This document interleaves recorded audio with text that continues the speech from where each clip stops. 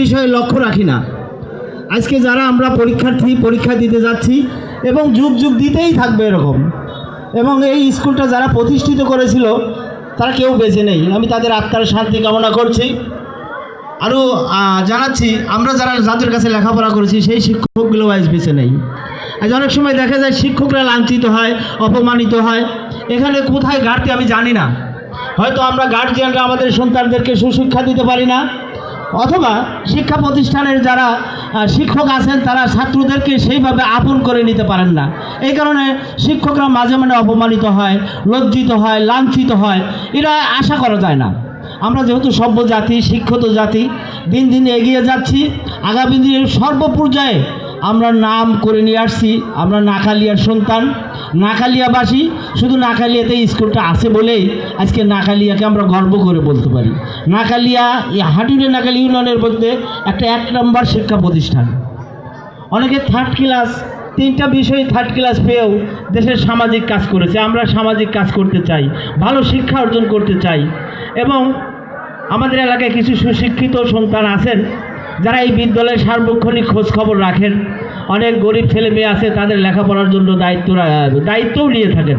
অনেকেই আমরা জানি না, আমি তাদের নাম না বললেই নয়, কিন্তু তারা এখানে আসেন না। কিন্তু আমার শিক্ষকরাও জানেন, আমার অভিভাবকরাও জানেন। আমি নিজেও, আমাকে মনে হয় সবাই চেনেন। আমি সারাদিন লুঙ্গি পরে থাকি, কৃষক হয়ে গেছি এখন। আমি যে লেখাপড়া জানি না তা নয়। আমার সব বন্ধুবান্ধব বাইরে থাকেন, কিন্তু বিশেষ বিশেষ সময় এই স্কুলের প্রয়োজনে আমি আসি এবং কোনো ছেলেপেলেকে একটু শাসনও করার চেষ্টা করি।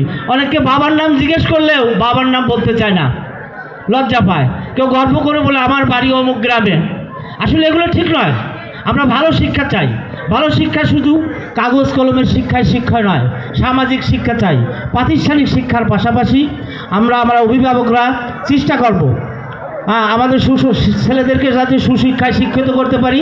আর আমি শিক্ষকদের অনুরোধ করব, একসময় এই শিক্ষা প্রতিষ্ঠানে বিজ্ঞানাগার ছিল, বিভিন্ন প্রশিক্ষণের বিষয় ছিল, খেলাধুলার সামগ্রী ছিল। সেইগুলো এখন আছে কিনা আমি জানি না।